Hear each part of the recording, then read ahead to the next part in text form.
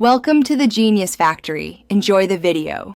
In this video, I will show how to replace the 2013 Kia Optima headlight bulb.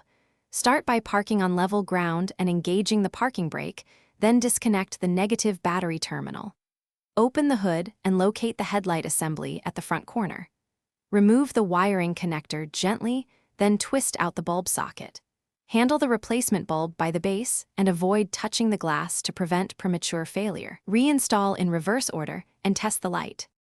Access the headlight from behind by locating the assembly and clearing any obstructing components. Remove clips or covers if needed to gain better reach to the back of the housing.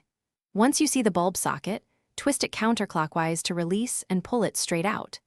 Disconnect the wiring harness by pressing the tab and pulling gently. Inspect the bulb and socket for any melted plastic or corrosion before installing the new bulb. If you're finding this guide helpful, please subscribe and like to support the channel. Quick recommendation: I use leak-proof meal prep containers that keep lunch neat while I work on cars, and they save me cleanup time when parts get greasy. They're great for keeping nuts and bolts separated too. Check the description for the link and other deals, and if you want one, grab it there. Now let's get back to the video.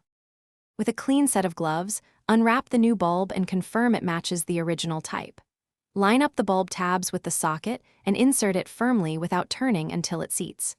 Reconnect the wiring harness and test the light briefly by reconnecting the battery and toggling the headlight switch. If the beam looks correct, resecure any covers or clips and close the hood. Double-check alignment and adjust if necessary for safe night driving. Thanks for watching. If you found this helpful, don't forget to like and subscribe.